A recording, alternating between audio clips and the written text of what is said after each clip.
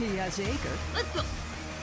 So I'm from, well, not really from, but I was born in Pennsylvania. That's where most of my family is all from. Okay.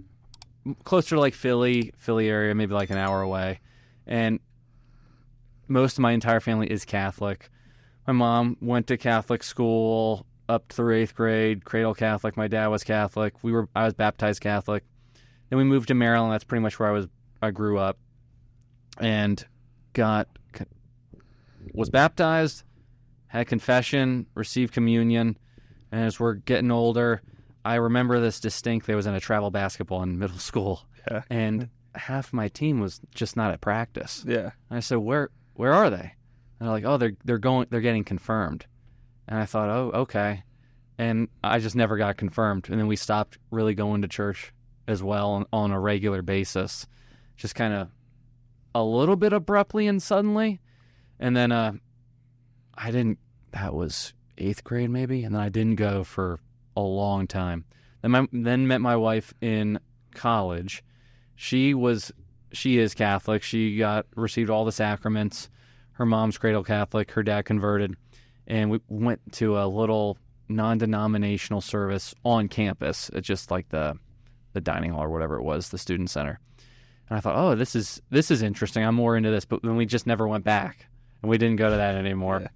And just stopped going. And then a lot of political podcasts, a lot of reading, and that's kind of, and I guess it's the short way of how I've gotten to where I am now, where I'll be confirmed in 2 weeks, a week and a half. Which is super exciting, and you're getting confirmed and coming to the church at, you said, St. Joan of Arc in Canton. Yep. Which is super cool. So we'll just do a quick little bit of intro. So this is just like you and me. We got Mike, what was your last name? Lesko. I want to say Let's Go. Mike Lesko. That's all right. Let's go. But we're super excited to have you on. We got Justin that brought you over here. And it's come from PA over here, which is really awesome. Yep. And so it sounds like from the little bit of just your like introduction to who you are, is that it just kind of just fell out, just didn't happen. It wasn't like a conscious decision, like, oh, I'm leaving the church. It just didn't happen. Definitely wasn't a conscious decision. It just kind of happened because obviously I wasn't driving when I was in middle school, but our parents would take us to church on Saturday or Sunday, and then it just kind of slowly stopped. And I love my parents. They're still married. They're great. They came over not too long ago. I think maybe some of it was we were so busy, and this just kind of fell onto the back burner, which is a shame. I mean, we were in sports, and then my dad was working and traveling all over the place for work. So I think that's just kind of what happened. And then I wouldn't have ever called myself an atheist or agnostic, but I just didn't see the reason in going. And then when I moved to Streetsboro, Ohio, about 5 years ago now, listen to Daily Wire, and one of the podcast hosts, Michael Knowles, who I love dearly, he's the best. He just kept talking about Catholicism and just talking about his own journey. And then Matt Walsh, I got more into him. And he's Catholic. I listened to Andrew Clavin, who I know is not Catholic, but he's Anglican, and at least from my watching and listening of him, he holds a lot of the same views as the Catholics do. I thought, man, okay, like, what's going on here? Then I'm listening to other podcasts, listening to Lila Rose, who's, I know her show's talking about abortion, but oh, wow, she's Catholic. Clarence Thomas, I'm fairly certain, is Catholic. I read his book.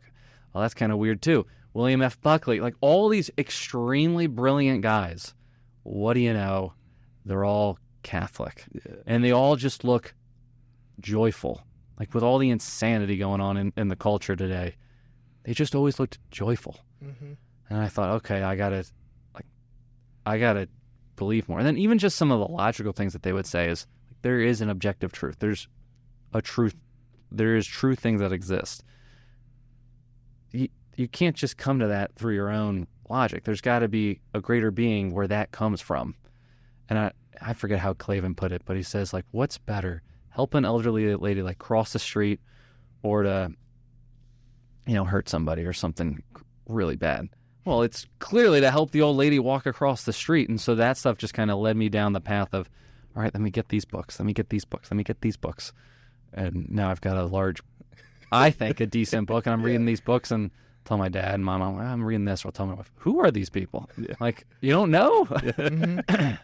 That's kind of interesting. So it's like you had this kind of like brief immersion. Like you already had like the pre-immersion when you were kind of growing up. Like, yeah. You had the familiarity, and then it was sort of like, you kind of fell out for a little while, but then it was sort of like as you kind of immerse yourself more and more in it, it seemed to maybe awake something in you. Awoke something in you, I guess? I don't know. Yeah. Sparks interest. Thank you. Yeah, something like that. Definitely. And when I started down it wasn't like, oh, I'm going to be Catholic. It was more, hey, I'm just going to read this stuff and see where it leads me. So some of the books I was reading, C.S. Lewis, I read Mere Christianity, Abolition of Man. Great book. Like, oh, okay, these are really, really interesting. Then I somewhat recently read a book by Stephen C. Meyer, maybe. He's done on some podcasts with the Daily Wire guys, too. He's a physicist. And I think it's his most recent book called Return of the God Hypothesis. And he talks about how you can prove the existence of God through science, whereas every other scientist is going to tell you, no, we're all atheists and, God doesn't exist. And so that book was really, really interesting. I don't think he's Catholic, but it was just super. I'm like, okay, yeah, I'm even more. This is true. And then I listened to several times William Lane Craig and Ben Shapiro had a Sunday conversation, and I got to read more of this. But then as I'm talking to, like, Knowles is making his own arguments on his show for why the Catholic Church is the one true church. Like, yeah, that is true. And one of the best lines he says, and he quotes it from somebody else, is, there's no other institution that could be run with such naval imbecility that would last the fortnight. But the Catholic Church has lasted, even with all the scandals and bad leaders and bad things. Then it's the church. And all the other denominations. Hey, what do you know, guys? When you look back, it came from the Catholic Church. Mm-hmm. And then I started to go to RCIA class maybe like 6 months ago. Mm-hmm. And I'm just, at that time when I decided to go to that class, totally, I'm like, I'm in. This makes sense. I'm in. This is the one true church. And now I love the RCIA class I'm going to. And now even more. And I want to read the Summa Theologiae by Thomas Aquinas. The deacon who's teaching the class just gave me one of Scott Hahn's books. I forget the name of it. Supper of the Lamb? Yeah. I think it was that one. That's always the big one that people read. He also mentioned Four Cups. Okay. Yeah, that is one as well. The one that I've heard about Scott Hahn was Rome Sweet Home. But he didn't necessarily recommend that one, but I want to read those books. I think that was one of his early ones. Okay. So he wasn't as like a seasoned writer as he was. The one that people always talk about that you have to read is, I think, Supper of the Lamb. Okay. I did read that one, and it is quite a fantastic book. Okay. Yeah. I love how, like, it's just like the church, like when you were a Catholic, it kind of just stopped happening. And then just through an innocent pursuit of knowledge, it just came to be again. Yeah. It wasn't like, all right, I need a religion. What am I doing? I'm just going to start reading books. It's like, oh, this is interesting. Mm-hmm. Oh, wait, this is interesting. And it's kind of like led you just straight back to him. It's just so awesome. It did. And I think some of it is, I love politics. I'm into politics. Is when I look at politics, and Knowles will say this, at its core, it's a theological issue. You either think that there's an objective truth in the world, or you think, that this table is like a chair, or you think the table's a TV. And, well, if there's an objective truth out there, then it comes from God. Mm-hmm. Where in the subjective world, you're your own God.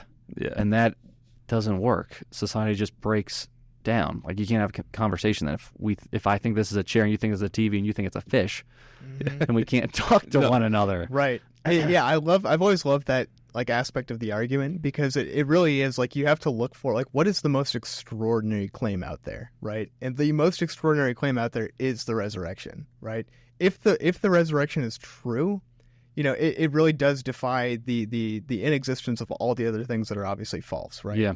And it's such an extraordinary claim when you look at it, and if you really truly believe in it, it's just yes, the Catholic Church is the only thing that can make sense. We had another guest on here, Simon, who, a fantastic guest. He was talking a similar thing, not obviously the same journey, because everyone has their own journey, but he was talking about how one of the things that really made it clear to him was, as you said, it was that continuity from the beginning. Yeah. It's why it didn't make sense to become like non-denominational or Protestant or any one of those different things. It was like, this was the continuity started from the beginning. Yeah. And the continuity has always been there. Yeah. Right? Great. It's just a good point. Yeah. I also thought it was interesting with some of those different denominations that I somewhat looked into. There were just there would always be this one glaring thing that I thought that doesn't make sense. Like with the Calvinists, not that I've studied John Calvin, but yet you're predestined. Well, then there's no free will. Then, like to me, what's the point of even trying to be a good person if you're predestined? Then it doesn't matter. Mm-hmm. Or Plants with Aquinas had a couple of guys, I think, that were Mormon, and they talked about that faith and how they are now Catholic, and how that just seemed really weird with this one guy who was kind of this weird dude who was trying to scam people, and he just I'm like, okay, then that's not it. And then you've got all these other denominations. I'm like, well, that doesn't make sense. You all come from one place, like you were saying. Yeah, exactly. Yeah, they're all protesting against something, but it's like, what are they protesting against? Was what they were protesting against, was it valid? Yeah. If it was valid, then all of the things that they're protesting against doesn't make any sense. Yeah. But I like how Mike, the one thing that you're hitting on with it was like, when you find something that is really going to bring you back to God, God's just going to throw everything at you right there, right? Yeah. So like for you, like I love how your journey is sort of like, you found one thing, and then all of a sudden it's like different bubbles just popping up and everything like that. Yeah. One popcorn kernel popped, and then all the rest kind of followed and stuff like that. Like you're finding new books, you're finding new people. Like all of a sudden, like everyone is Catholic. Yeah. Yeah. Well, to elaborate a little bit more on that with kind of my journey. So I was with a different company before when I was living in Maryland. I was trying to go for promotions, different roles for like a year and a half. I was willing to move to Tucson, Arizona. I'd applied for a job in Tucson, Arizona. Applied for a job in Kentucky. Applied for a job in the Northeast in the New England area. Didn't get any of them and was extremely disappointed and saddened. And what do you know? The one that I get is back here in Northeast Ohio, going to St. Joan of Arc, the deacon that's teaching the RCIA class. It's just, I'm like, okay, that's why I got this job and not those other ones, because I wouldn't be where I'm at on that journey and be more well-versed. And I'm not any expert or anything. I'm still early on in this journey, but I do feel that I can do a half-decent job of, like, explaining my reasoning for why I want to get confirmed and why the Catholic faith is the one true faith. And even just why at the core, why God exists and the ability to prove that God exists. Mm-hmm. Yeah, you're seeking knowledge, and it's just and it's a pursuit of just knowledge, and you just learn from that, and you're just opening your heart. And there's like two things I would really just speaking to me right now with that is like, the first one is like you try to take control of your life. You're like, I want to go here, I want to do this, I want that promotion, and God's like, nah, just wait, yeah, just wait, and then you come here. Like, God's timing is perfect. God will give you exactly what you need.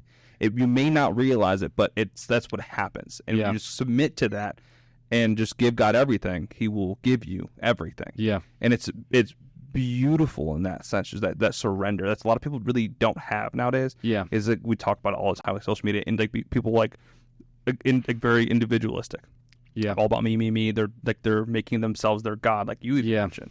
And when you do that, you only have room for one God in yourself. Yeah. And if you open your heart a little bit, then all the doors open up. That's when you find all these pieces kind of fit together. Yeah. And it just blossoms into something beautiful. It did. And something else interesting with my story. So when asked for permission to marry my wife, my father-in-law said, hey, I want you to raise your kids Christian. He didn't even care at that point, like, hey, if they're not Catholic, as long as they're going to church on the regular. And I've always been one, if somebody tells me to do something, I'm going to do the complete opposite. So I just will not listen. I mean, I will listen to you, and I will try. Like another example, when I was in college looking for a job, some folks thought, oh, maybe you should look, at other industries. And I thought, no, I'm determined. This is the industry I'm going to look at. Because you've asked me to do this, I'm just going to batten down the hatches and not listen. And I think if I would have listened, I wouldn't be where I am now and reading what I am and be truly like deeper into the faith than if I had just kind of gone along and just did the routine just because that was the routine. Right. Yeah. It's kind of funny. Like you were stubborn, but God used that. Right? Yeah. It was like, even if like you think you might have like a fault or something like that to some degree, right? Like some people might look at it like that. God can use anything and he will use everything. Yeah. Right? Like it's just one of those beautiful things to look at. It's like it's a true witness to like testimony. We've talked about it time and time again on this podcast. I think it's one of my favorite points to bring up. God, like, it's a spiritual religion, obviously, right? Like, it's very spiritual, but there is also a very important physical aspect of it. And physical aspects come in like many different forms. Obviously, the biggest being the Bible, right? Or being the sacraments, like the Eucharist, but also just general things like podcasts, like figures, like speakers, like Michael Knowles and stuff like that. Like Michael Knowles is like, in some sense to you, that's God's physical revelation of him showing his love to you, like showing himself to you that like, hey, I'm here. Remember me. Come back to me. Right. Like Michael Knowles is going to do that for me. Or Ben Shapiro's conversation with William Lane Craig, which neither one of them is Catholic. Right. Yeah. But just a conversation that they have to open up a door inside of your heart to remember, like, hey, this is something that, I have an emptiness inside of my heart. And I don't know if this is, your experience or whatever. If you felt that you had some sort of emptiness that like you feel like you've been filling more and more with every kind of like new step that you've taken to kind of get towards the ultimate goal? Not really. No, I've just felt more like, all right, I got to dig in like deeper. I want to learn more. And why is it that we do it?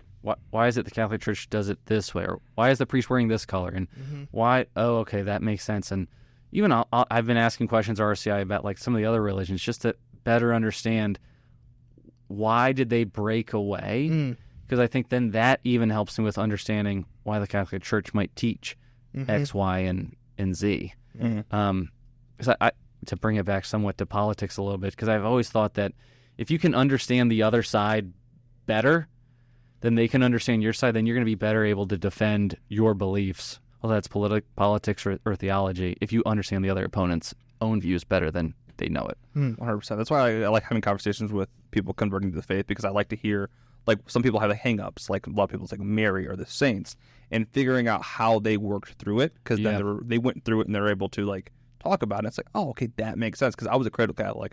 It just was all I knew. I went to church, went on vacation. Our vacations were like, would go to a Catholic summer camp. Like, it doesn't really get more Catholic than that. And then like when I turned like 18, then I was just like, it's like, oh, nothing means anything. I do what I want. And then like I tried to like not go to church, and then I kind of did a little bit like, all right, I'm looking at all these other religions, and I'm like, oh, dang, nothing else makes sense. Dang it, I'm Catholic. And then you gotta like you gotta humble yourself, and you gotta die to yourself, and you realize like, it's not easy. Like we always joke like life would be so much easier if we weren't Catholic, but we're so grateful that we are Catholic. Yeah, we get to live an awesome life, and you don't have to fill your life with all these worldly things to have a good life. Yeah, it's just true. But it's one thing I want to talk about a little bit is, so you and your wife got married. I'm guessing she was still practicing Catholic, but you weren't. So was it inside the Catholic Church? No, so we did not get married inside the Catholic Church. We got married at a venue in Harrisburg, PA. Okay. It was all there. The ceremony, the reception, it was all there.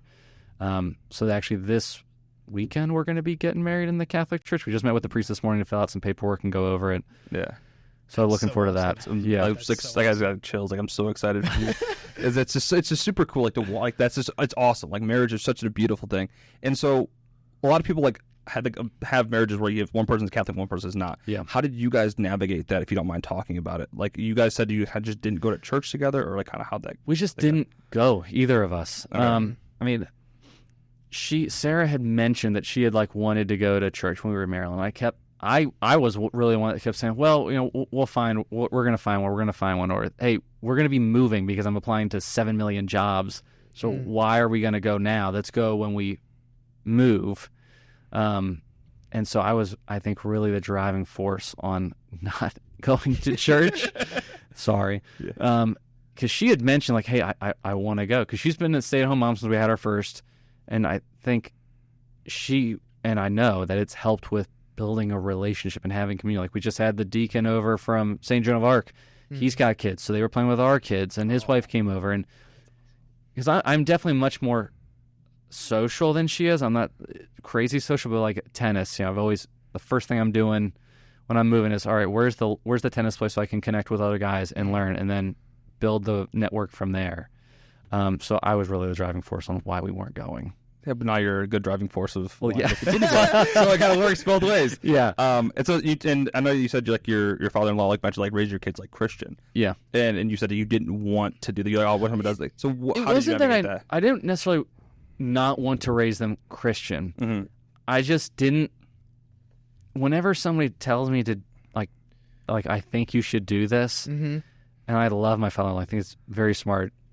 I just don't want to do that. Like I have to come to things Through on your my own decision. through my own decision Yes. and my own reasoning. Because if not, then I'm just not bought into it, and I don't believe in it, Right. and I don't want to do it. Mm-hmm.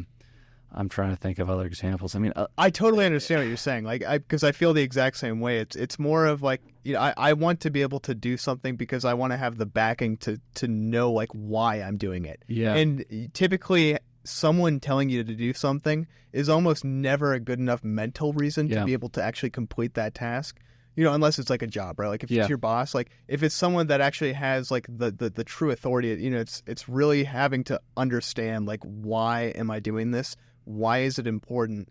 And then actually coming up with the reason like why that is. and I think that's a big thing. Is I always want to have a reason. I always want to defend my position, whatever it is. Even like when I left the last company I was working for, I went for like 13 different jobs. Well, okay, for a year and a half, I was with them for 8 years. I think I've got a good enough argument to essentially say, hey, I'm leaving. Whereas in the first couple of jobs I didn't get, I didn't think in my head, even though other people might have been suggesting, hey, why don't you just look out elsewhere? I didn't feel that I had a good enough argument to do that. Right. And I'm very logical, and I want to have an argument and be able to defend why I'm doing what I'm doing. That's awesome. I think more people should know why they believe something. Because you see them in many videos, like political videos, they'll go out in the streets and ask someone like a view on something, and they'll challenge them, like a simple little challenge, and it just breaks apart. And they go, well, just because, and walk away. Yeah. And it's toxic. It's not good for anybody to do. Like, even if like you believe in the quote unquote you come to the truth, but you can't defend it or back it, reason why. Yeah. It's like you got to learn it, and it's always constantly learning. And especially Catholics, it's really easy to. Ryan Begg was talking about how it's really easy to get caught up in obligation. Yeah. Going to church, kind of the routine of it. Yeah. And we need to stop doing that and start looking why we're doing it. Yeah. And appreciating more, like changing our language. I remember when I was young, I said, I have to go to church. And then my friend's dad goes, no, you get to go to church. Yeah. And it's like, oh, I guess I like it's just changing little simple things like that really impact your mental psyche. Like you're choosing now rather than having to go somewhere. Yeah. Super, super important. I also think now with where I'm at, I'm okay with admitting like, hey, I don't I can't defend that, but I want to learn more about it and explain to me like why that's the truth. So funny. Last week at RCIA, it's a 2-hour class on Thursdays. I'm there for like 3 hours because I'm asking questions. I always ask questions, and the deacon and I, Rick is his name. We were talking, and he asked, "Can we prove the existence of God?" And everybody else was like, "No, no." And I said, "No, we can." Yeah. And I was talking about these different books that I've been talking about, and then him and I were getting into a discussion about you can't really prove that something is truly that. And we were talking about this for an hour. It was like 11 o'clock, and we're still at the church office talking about this. And I just thought, man, okay, I need some better points to defend why you can truly argue that there is a true objective morality, which he thinks though too, just in a slightly different take. So then I went back and watched the William Lane Craig. I was watching Trent Horn and Matt Fradd, and Trent was talking about objective truth because he was talking about how he was talking about abortion in a debate he was doing. And so I just want to try to keep building on the foundation that has been laid. Because it's sort of like your why, the reason why you're even like becoming Catholic again, right? Because you had a reason. Right, but that reason, like as you kind of go into it, you're realizing like, whoa, this reason is actually a little bit more complicated than I realized, right? Like there's so many different ways that you can attack it, or so many different ways that you can defend it, right? And so it's figuring out like all those different things. I think that's why you'll really like the Summa Theologiae. Because I don't know if you really know too much about the format, about how... I know how much it costs, because I looked on Amazon.com to try to buy it. It was like $150, so I thought, I'm going to go to the library. That's expensive. I didn't realize. I did a class on it, but it was all, like, online. Okay. I was technically supposed to have a copy of the book, but I just did it online. But the way that he writes it is brilliant. So St. Thomas Aquinas was smarter than any other human that I can really honestly think of. And what he would do is he literally thought of every single reason that you could possibly think of to try to disprove anything, right? That could be the existence of God. That could be like the purpose of baptism. That could be confirmation, like everything, right? And he would come up with all these different reasons, right? Hundreds, thousands even. And then he would think of hundreds and thousands of reasons to defend against them, right? And it's absurd. Like he was just so good at finding, like kind of what you said. If you want to really understand an argument, you should really understand the opposing side better than what they know. Yeah. And that was St. Thomas Aquinas. He was that guy. Yeah. He was that dude. No, it's a fun little journey. We were talking about Thomas Aquinas the last time that camera went out. Yes. But that's so. Like we were just talking about upstairs. Like I'm just like the average Joe thinker. I'm just like a cradle Catholic, where he went to like France and studied like philosophy and liberal arts. So it's like those like deep like thoughts is really, really cool. I love like trying to break them down, like listening to like people who are way more well read than I am to break that stuff down. Because like I can't go read a book. I'll go watch a video. I like watching podcasts. That's where I get a lot. Like if you one of you like watch the podcast, but like I'll reference like, oh, I watched this podcast. They said this. It's like, oh, that's really cool. Breaking down like thought. But so when you were going through like your journey, you mentioned like Michael Knowles and like Matt Fradd for like people like really impactful. Was there ever a point I think something just like clicked that you heard or watched? You're like, oh wait, I need to be Catholic, or I need to look into this more. Not necessarily like one that just like hit me in the back of the head and said, oh, this is it. I do remember one. It was Matt Fradd and Michael Knowles. It was the first time Knowles was on Pints with Aquinas. And I couldn't get, I mean, even to this day, I can't get enough of Michael Knowles. If he's on somebody else's podcast, I'm watching it. I'm listening to the 5-minute clip, 3-minute clip, whatever it is. I'm listening to it. And I remember thinking, what is this podcast he's on with this guy, Pints with Aquinas? I don't know, but it's an hour and a half, and Knowles is going to be talking for a good chunk of that, so let me turn in. And I'm like, wow, okay, this guy's really interesting too. And then I started on YouTube to get more of the Matt Fradd Pints with Aquinas videos, and it just kind of kept building. Mm-hmm. I don't know if there was one thing. I mean, definitely when we moved here to Massillon, like I did say, hey, you know, the first thing I do is like look for a tennis club. Well, the second thing I definitely did was, what's the local church and where we're going, where I never did that before. And I think it was just all the culmination of these podcasts and these books I'm reading and moving to finally say, all right, now I'm going to really do this and we're going to jump in. I don't know. There wasn't one particular moment necessarily. It kind of makes sense though. Like your moment was like, because the sense that I'm getting is that your mind is very like network natured. And what I mean by that is like you find something and then like, all of a sudden like the way that your mind, like you're looking for networks, like you're constantly like you have your interests that you're kind of always looking for. You find that thing and then that plugs you into everything, right? It's like with tennis, right? Like everywhere that you go, you're looking for the tennis because that plugs you into the network there. Right? The Catholic Church there, like for the Catholic sense, Michael Knowles was sort of like your network provider. Yeah, I mean, definitely. It's like he's kind of like your switch, like you found him, and then he's the guy who kind of like really brought you into everything else. 100%. I haven't read it yet, but Knowles talks and quotes G.K. Chesterton all the time. Yeah, I bought Orthodoxy. And I mentioned I think I don't know if it was my parents or my dad. I said, Dad, I got this new book. I haven't read it yet, but it's G.K. Chesterton, and he just looks at me with like this. Yeah. Who? I'm like, you don't know? That guy. Yeah. And then, and to your point, like that network. If I didn't listen to Knowles, the chances of me stumbling upon G.K. Chesterton probably slim to none. Mm. It definitely the network thing. I think the other thing too with the network is with all this reading that I was doing, and pretty much all these guys that I'm talking about are extremely intelligent people. I thought too, like, all right, I also want to get into the Catholic Church because I'm going to meet other like-minded, like level intelligences to have these conversations with. And I don't think there's as many as maybe I thought, but I've definitely met, I mean, heck, you guys, Justin, Rick, who's the deacon, who's like, yeah, I'm meeting a lot more people who are going to have these really interesting discussions and conversations to further deepen my faith and deepen the logic and the reasoning behind it, which I would have never found. Right. Otherwise, watching podcasts and now being on a podcast. Yeah. So then ultimately starting your own podcast. Yeah. I've had a dream, but I don't think I'm going to have that. You're 100% right. Like, you asked us before we started recording the podcast, like, why do we do this podcast? And we kind of went into it a little bit, not obviously on the podcast, just kind of talking. But, one of the really, really important key things is, like, we are also trying to build up a network. Because, like I said, there are so many people out there that have fantastic stories that the world deserves to hear, right? Like, people deserve to hear it. Yeah. And, we were surprised because I was honestly in the same boat of you as, like, it really does seem like there's a shortage of people that are like-minded that really want to learn more about their faith. Yeah.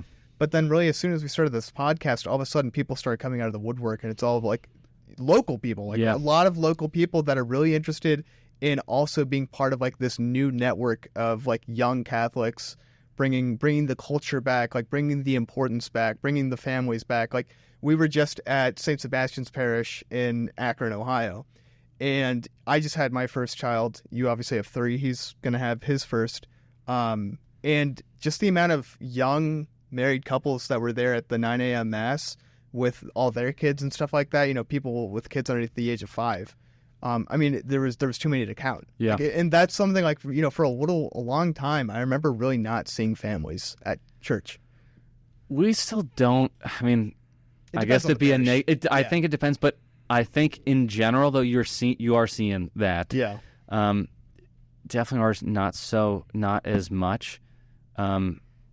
Shoot, I was going to say something else. I just completely lost my train of thought with network, family, Catholic. So much on the podcast. There's so many times I've stumbled where I couldn't think of a word. And I went to the bathroom after the podcast and I thought of the word and I ran out saying the word and I'm like, wow. I think I remember now. I got to building. Okay, to your point about like highlighting these stories. A couple weeks ago, again, going to the RCIA class, we were watching, I think it was a Eucharistic miracle, and I made the comment, so why don't we do a better job, or why doesn't the Catholic Church do a better job promoting these? Because they exist, they happen, there's a lot of them, but we don't talk about it. It's never in the news. Instead in the news, it's horror stories or somebody's dog, got stuck in a drain and the fireman helped them. And we need to highlight more of this stuff because it's out there. And instead of, cowering amongst because society or the government or whatever is going to come down on you because you're religious, we need to promote this because then it's going to bring more people in and the network's going to get bigger and bigger. Yeah. I was having a conversation with Dom Mann, who runs DM Productions, another small Catholic podcast. And we're talking about on our reasons why it's doing social media and stuff like that.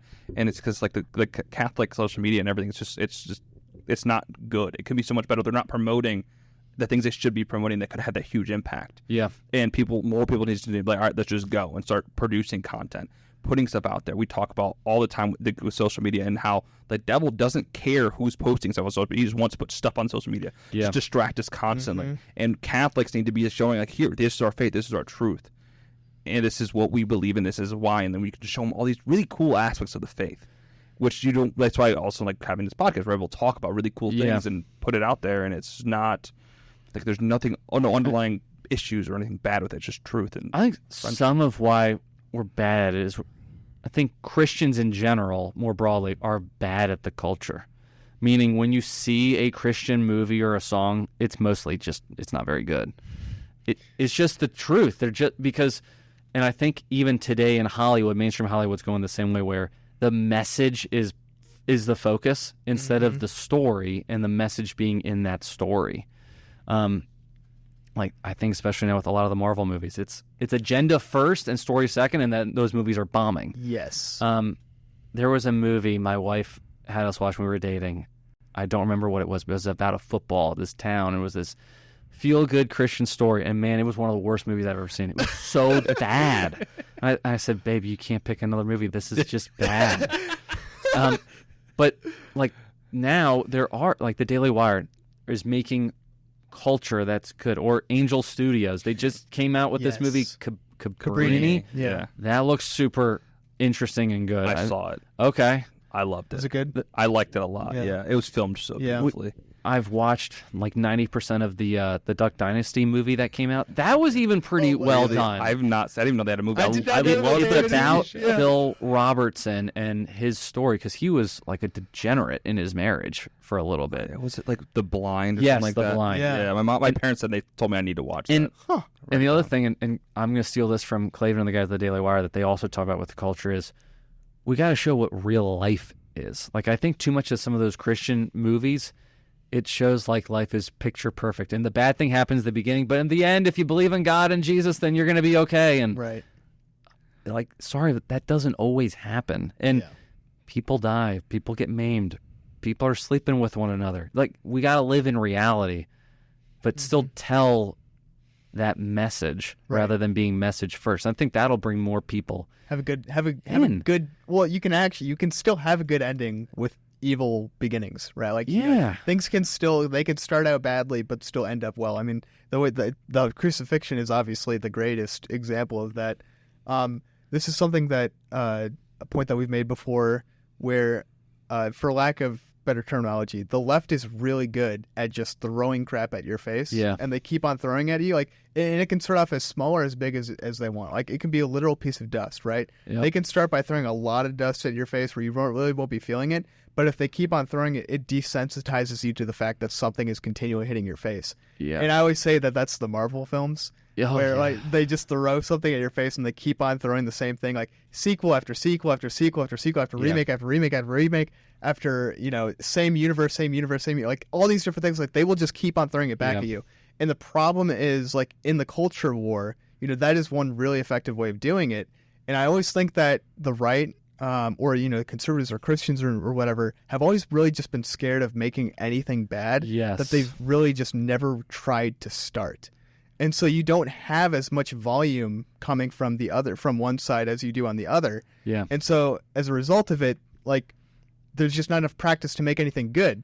Like, when Mike and I first started this podcast, we had zero experience doing a podcast, right?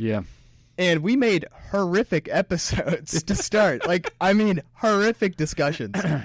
Discussions that are still on our YouTube if you want to watch them. Because we'll never take them down, because it's really cool for us to see where we came from. Right? But if we didn't start with those horrific episodes, we never would have gotten to the point where we are now, like, just having great quality discussions with guests and stuff like that, because we weren't afraid to start with bad, right? The left wasn't afraid to start with bad. And believe me, they made some bad stuff. But now they're really good at what they do, right? Well, same with, like, the Daily Wire. If those guys had never started what they did in the back of a pool house with, like, 4 people, then they wouldn't be making movies. Or Angel Studios, who wasn't around 2 years ago. They had to start somewhere. And sorry. Go ahead. The stuff with Angel, like, the movies that they started out with were horrendous. Like, I'm just going to throw it out there. Okay. But the stuff that they're making now is great. Sorry, to cut you off. Like Sound of Freedom, and I have not watched that, but I want to. Like, that is not your stereotypical Christian movie. That is dark stuff, but it's trying to put a positive message on it. It's story first, and then the messaging is in that. And think about these different Christian movies. Like, you got to think about, who is your audience? You're not somebody who's completely atheist or agnostic, or like me, 10 years ago. Was I going to go see any of those Christian movies? No, because they just looked bad. They just looked poorly done. Yeah. Sorry, go ahead. No, there's a lot of cool things. Like, so I want to talk about real quickly. You talk like stories aren't always good. Like, there's bad things that happen. If you look at the stories of the saints, like, genuinely, there are stories. Some of them are horrific. They go through some crazy things. Someone will correct me if I'm wrong. We don't have our fact checker here, but I think it was like Saint Bernadette. Like, her husband died, her kids died. Saint Bernadette. Oh, Ruth. It was from one of these saints. I don't remember the name. I remember watching the movie a long time ago. But, like, everyone just died. Like, just horribly. Everyone just died. But she still had faith and still went with Christ. Yeah. And so many people can really relate to that. Because, like, life isn't perfect. Yeah. People die. Bad things happen. There are bad people. There is evil in the world. Yeah. And you have to always acknowledge it. And that's why looking to the saints for, like, their example of how they're able to move through things, go through things. Like one of the things that I was doing, social media is like we started doing it, just kept doing a lot of things. So I started like Divine Revival. I was making videos on saints because I think that saints are going to be a huge thing to help this next generation of Catholics to look at for an example, for a role model, because we don't really have a lot of role models now. I was talking to one of my other buddies, and we're like, as Catholics growing up as young men, like, who did we have to look up to? We didn't have anybody. We didn't have like Michael Knowles yet. We didn't have those type of people. We had nothing. But we had the saints. We just don't think about it. Yeah, it's like we have these amazing examples. We just hear these say, "Oh, these cool stories. Oh, that's cool. They did that." Yeah, it's like no, like their lives are so applicable to what you're doing, and can help us grow so much. And that is perfect time also with like the culture, with what the left does in the atheistic culture. They've got all these quote unquote heroes, right? Mm-hmm. And they promote them. They got movies left and right on this and that. But we don't do a great job of that. So I love what you're saying with what you're doing, because you can make movies about some of these saints, and they would be super interesting, super good movies. Mm-hmm. And I think we're starting to do that with like Cabrini and what Angel Studios and some of these guys are doing. You got to make videos on our own people to look up to. Yeah. So that way the next generation and our kids, when they get older, will have people to look up to. Yeah. I've heard The Chosen is fantastic. I have not really seen it. I've not watched it yet. I haven't seen it, but I mean, everyone that I've been told who watches it, like, it seems like, it's just like a Bible story. Like, who wants to watch that? But I've heard that it's actually like cinematically fantastic. I've heard it's really good. I just haven't watched it. I just watched it. Honestly, it changed a lot of my perspective on a lot of things. It's really cool because, so I have a really poor imagination. It's everything. I actually can't imagine things. It's really, really weird. Like, I can't like picture anything. So seeing like the story kind of play out is really, really cool for me. And it is filmed beautifully. Mm-hmm. Like the sound engineering, everything going into it it looks like a high quality studio did it, and it's like, wow, this is awesome. But it's really cool. Like, so obviously you can't take the whole. They had to throw some stuff in there because it's a TV show, right? So like everything that happened didn't happen perfectly that way. But you can look at the symbolism. You can look at like what they're trying to say, like the underlying message. Yeah. My favorite, when I talked about another podcast, and I want to talk about it again, is Mary Magdalene reverted back to sin, right? She was super ashamed. Just didn't even want to go look at Jesus. Wouldn't talk to him. He was in his tent. Mary was there. And Mary goes, I'm going to take you to Jesus, and we're going to talk to him. She walked with her to Jesus' tent, brought her into Jesus' tent, brought her to Jesus. And then she had like a confession, right? But Mary was there the whole time with her. Mm-hmm. That symbolism of how Mary wants to bring us to Jesus and have that close relationship with him is beautiful. Yeah. And that's where that show is able to do a lot of cool things. People who've read the story, and it's kind of like, it goes back to like the obligation, all have heard these stories in the Bible story. Yeah. You kind of see it in a new light. You get to build a little bit of relationship with the characters. Mm-hmm. And like the first time you get to like see each apostle as an own individual person. Not like a lot of like the movie, like Jesus movies, are all kind of just like thrown together, and you really can't fully tell. You can tell who Peter is and Judas, stuff like that. But they all have their own personalities, a little bit of their stories, and you kind of build a little bit of a relationship with them, which is really, really cool. And that's why I think Chosen is fantastic. I would definitely recommend anybody to watch it. Yeah, it's cool, so cool. Yeah, I need to watch it. It's free. That's another great thing. Yeah. Oh yeah, Angel Studios. Is it Angel Studios? Angel Studios. Oh, it is. Yeah, it's Angel Studios. I thought it was just some other production company. Yeah. Oh yeah, it's Angel Studios, and it is free. You have the opportunity to donate, because that's how they. Oh, that's what they did for the Santa Fe. Yeah, pay it forward thing. Which I obviously it can get annoying if you're like, oh, pay this. But it is an awesome concept, because there's some people who can give more, some people who can't. But to have the ability where you don't have to like pay $100 for a streaming service, you can get it for free. And then when you do have a little bit of money to give it to you can. And it doesn't need to be like $100. It's like $5. Yeah. And stuff like that, which is really, really cool. And then they also show people who donated. Mm-hmm. And you can see their names, you can pray for them. Yeah. And they used to tell like they're praying for you, or I hope you enjoy this, stuff like that. Mm-hmm. Like, so like if you have a certain like story of Jesus that you like really like helps like the woman at the well is a huge one. Right. You can donate to the episode and then write something on there, and it's cool. It's impactful in that kind of way. And then all their movies, like I saw Sound of Freedom for free because they had the pay it forward thing. You get free tickets. Okay. Yeah, and that's the same thing. Yeah, which is insane. I think I don't. My wife got the Cabrini tickets, but Cabrini was really really awesome too. Okay. It's like their filming is fantastic. Like that's one thing that I'm just like, wow. Like, cool. It is really cool to see because, like, to your point, it is very true. I remember growing up, if there was a Christian media, it probably was really bad. You know what I mean? Like, or if there was a Christian song, like me, I was a cradle Catholic, just like Mike, and we grew up kind of on the more traditional lens, I would say, of Catholicism than a lot of other people. We're not very charismatic. I don't know if you've heard that like terminology yet or anything like that, but if I heard guitar in a mass, I just didn't want to listen to it, like, because it just reminded me of like modern Christian songs, which I found by accident a Christian radio station, and The Fish. I don't remember what it is. Okay, like I'm listening to music, I'm like, man, it sounds like the Backstreet Boys back in the '90s. And it's just like it's lame, and I'm just not into that. And somewhat to piggyback, like when I'm driving around and I see the mega churches, I just think it's like a mall. Yes. I don't want to go to the mall for church. I want it to be this beautiful structure and this beautiful building, and pay homage to that and reverence to that. I'm not going to like get Starbucks coffee at the church or whatever. Like I don't.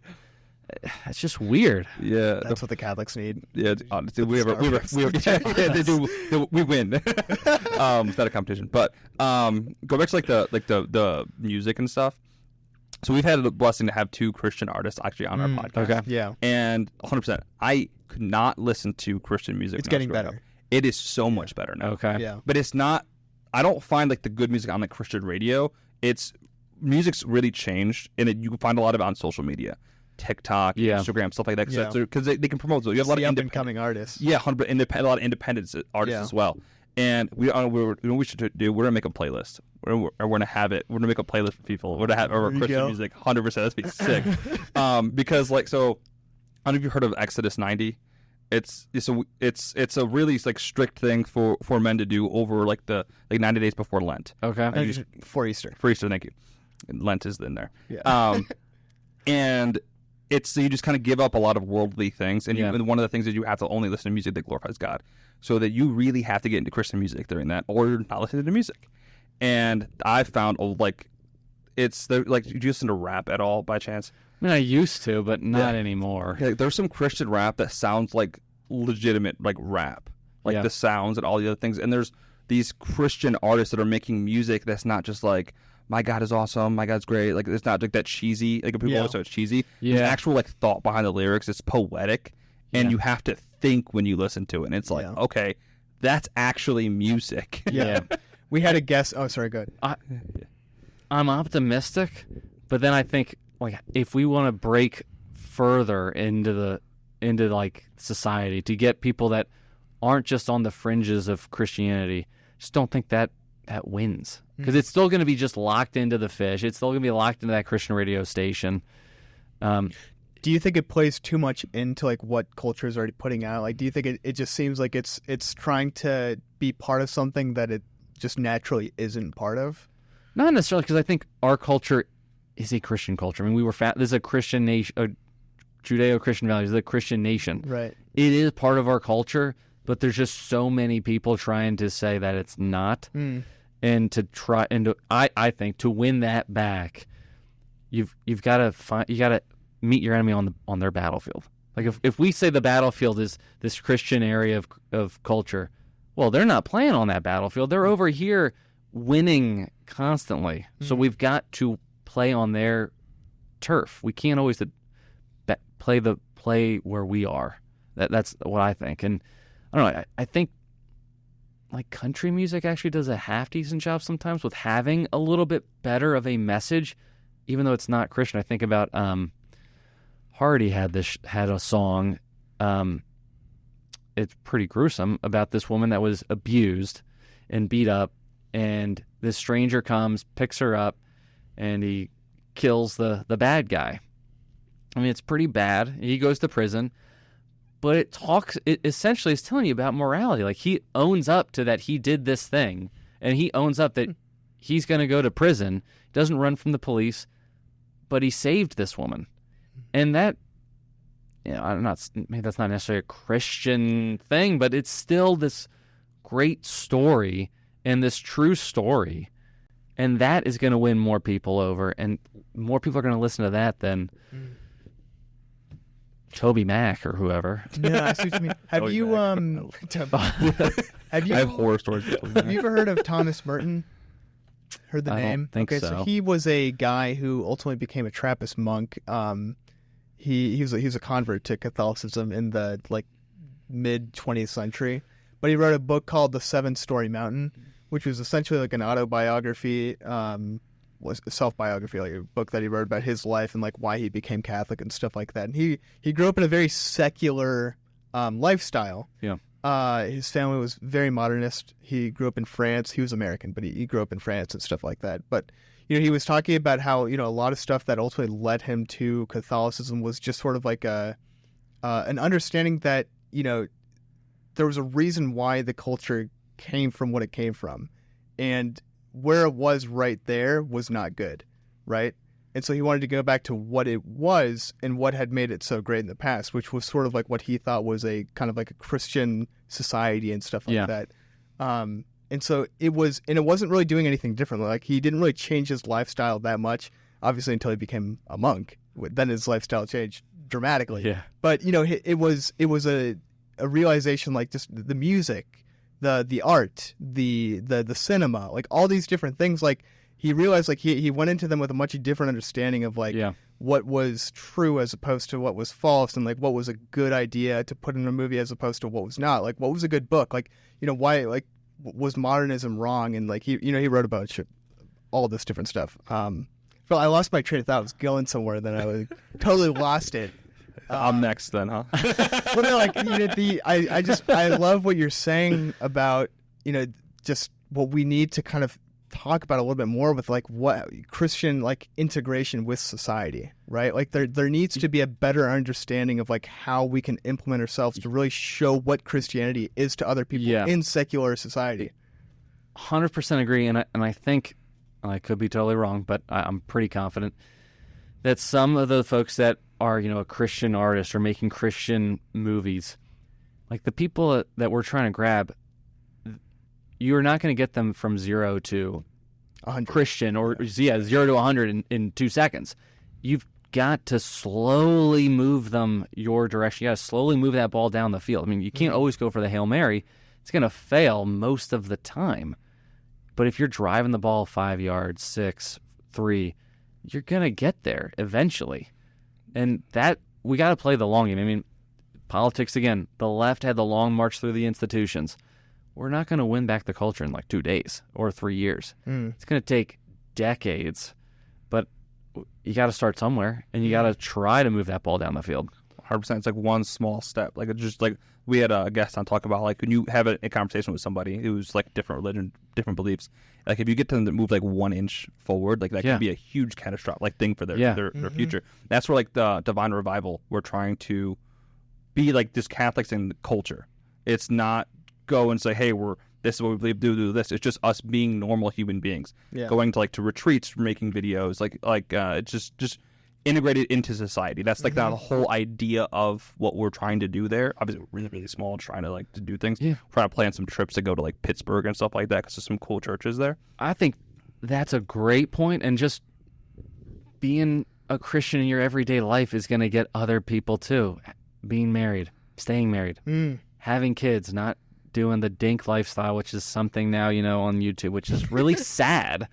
But if you just act like you should as a Christian, and other people are going to see that, more and more people are going to want to do that. 100%. That is beautiful. Like, just showing your example, because sometimes that's all you need. You don't need to go and tell somebody you're doing this wrong, this wrong, this wrong. You're just living your life. Just and be like, I want that. Like when you go to see seminarians and you see the joy that they have, and you're like, okay, what is this?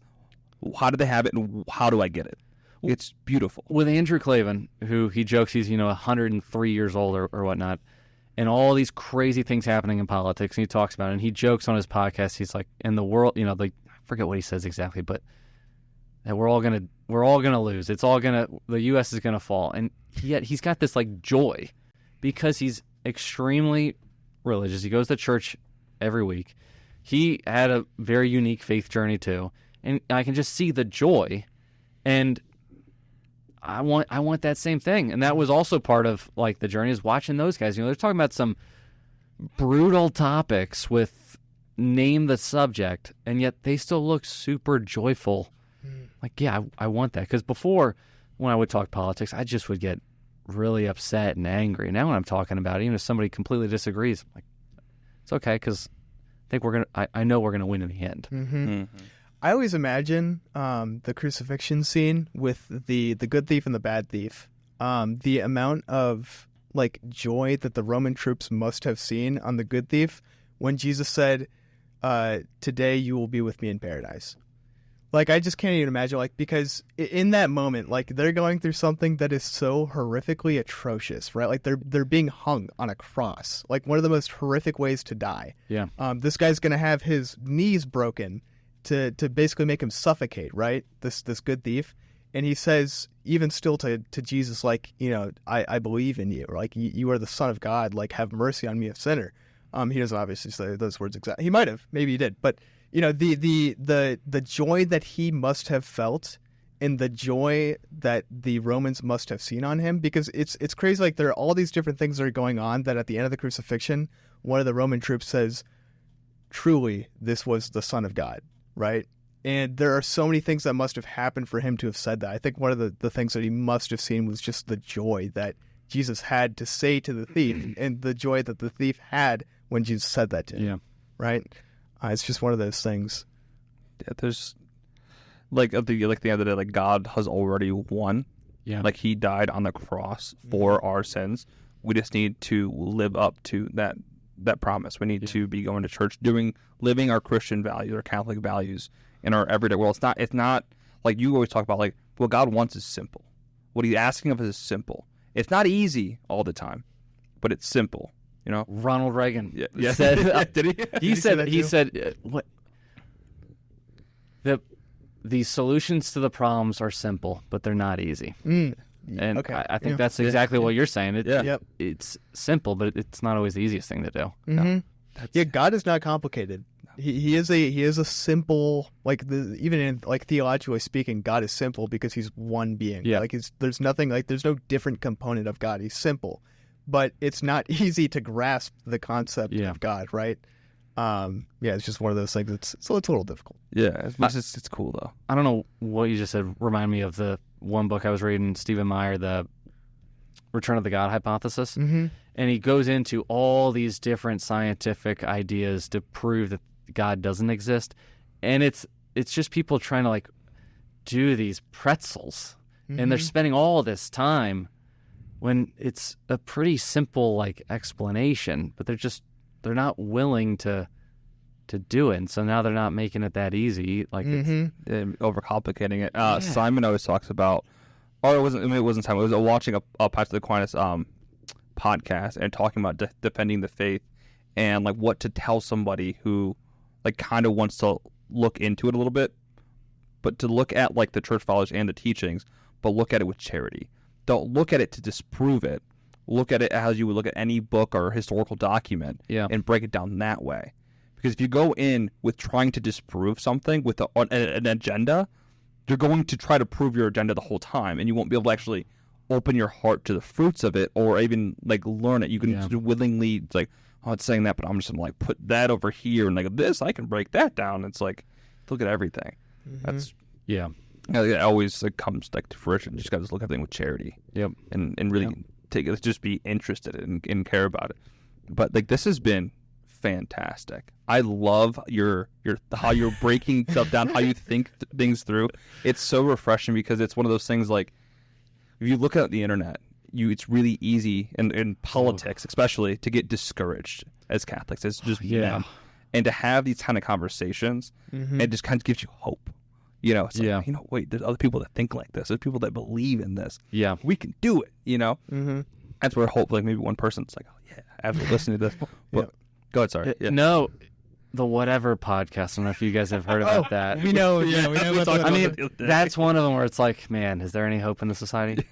Yes, because I've seen like Knowles go on there and Trent Horn go on there. And Lila Rose. Yeah. And Lila Rose has been on there a couple times. And it's like, going back to even what my comment before, like meeting the enemy on their battlefield, that's what we got to do. I mean, and that gives me hope that, hey, if Knowles or Lila or Trent can somewhat maybe get a little bit of someone to bite, and it was worth going on that degenerate show. Crazy thing actually about the Whatever podcast. So there was a girl on one of the podcasts with both Knowles and Lila Rose. It was like one of those like unfortunate models online. Sure. She actually converted to Christianity and she deleted all of her content. Really? Yeah. And she was on like the episodes with I think she was with Lila Rose and I think one of them with Michael Knowles or something like that. And it was worth them going on there. Yeah, exactly. It's just the one person. That's all. It's all you need. Yeah, and that's where I think it's beautiful going to that battlefield, going to enemy territory. And if you're able to cohesively just defend yourself, defend the faith, you don't need to have all the right answers, but just show joy. Yes, and show joy. Just be yourself. Yeah, because the thing about where you're at, people who are watching it aren't, like you said, aren't just the Christians. Yeah, there are people who are on that side, and that little thought that goes in, but.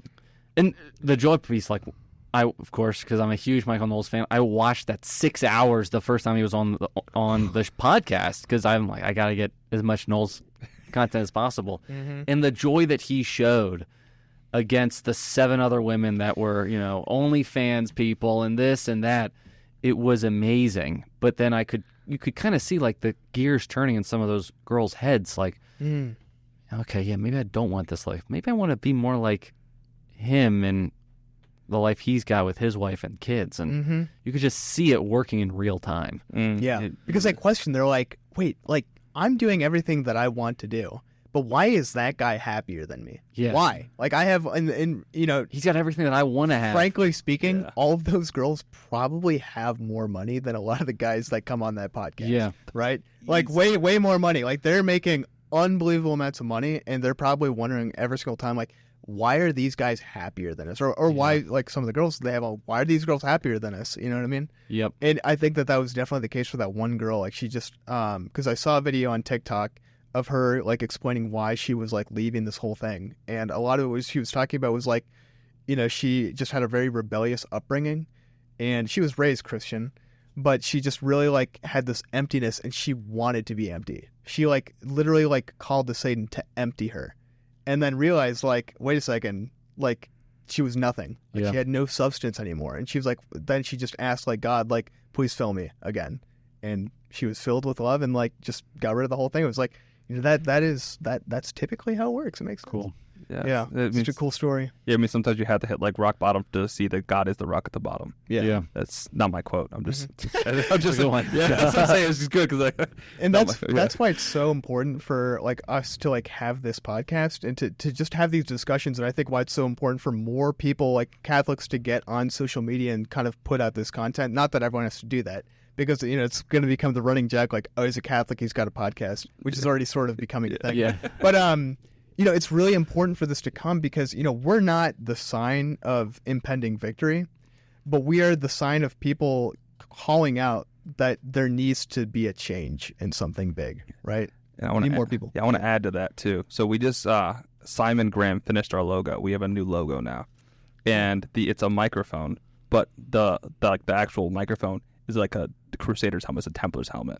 Like, we're like not leading the fight, but we're fighting. Yeah. Right. Fighting for the goodness, which I think is just so cool. That's why I love like Catholic Church. Like you have like symbolism and like imageries and stuff like that. Just like super cool. It just helps like humans like think about things like that. But it's really cool having like the ability to do this. Like it doesn't need to be good. It doesn't need the best thing ever. But we're having good conversations. Like at the minimum, we all are getting something out of this, and hopefully we get one person just have a thought. It doesn't need to be anything crazy. Yep. Just a thought and to think it. Or even, you mentioned so many awesome like authors and podcasters and stuff. to like they're gonna go, I'm gonna go watch more Michael Knowles. That's the thought I have. I'm like, you know what? Do you know what I'm gonna do tomorrow? I'm gonna watch a lot of Michael Knowles. I wanna watch that. I didn't know he was on Matt Fradd's podcast. Yeah. So that's gonna be my day tomorrow. My sister loves Michael Knowles too, by the way. I just also really like him because I started with Ben, stayed for Knowles, as a lot of the people say on the Daily Wire. Like, Ben's really good at naming off, the statistics, and which is great. But going back to, I forget which one of you guys said this, but like emotion is a big component of the human mind. We can't just live in complete factual fantasy land, in my view. Whereas I think Knowles does a great job of, he hardly ever uses facts. It's just talking through it calmly and logically. And that has won me over on different political issues and even coming back into the faith rather than like, the statistic of how many people do. Like, that's not going to it's not gonna win me over. You need spirit and truth. Yes. Yeah. And both of them go together. We're talking about it a lot. And I think it's super relevant to like today's society. Yeah. Because you have a lot of people who just have like the spirit. Like the Protestants have a lot of spirit, but then missing the truth. Or you have like some really traditional Catholics who have tons of truth, but are missing some of the spirit aspects of it. And it can bleed into every aspect of our normal life, politics, our relationships, marriage, everything. Yeah. And it's really, really cool. But this has been awesome. This has been very cool. Yeah. Super happy to have you on. So we like our guests to kind of leave like a final thought, a little like almost call to action type thing. Oh man, watch Knowles. Yeah. Watch Knowles. We're gonna send it to the deacon. His name is Rick. Yeah, we're gonna send it to him. So this is your moment. This is your my moment. Yeah. Jeez. I don't know. I guess there's always hope, and I think a lot of conservatives and Catholics, which I think for the most part, if you're truly in the faith, you're most likely conservative, that there's always hope. And I think a lot of the time we just think the world's ending, it's all going to, why even try to fight? We're going to win out in the end. There's always hope. I mean, what you guys are doing, what those other guys are doing, none of this existed 10 years ago. We just thought we're going to live in our little bubble and it's going to be okay, but there's always hope. No, that's absolutely beautiful. This has been the Just Like You and Me podcast. Mike, thank you so much for Thank you guys. coming on. Thank you. Yeah, Yeah. awesome. It's awesome. Thanks. We're out. Boom. Sick.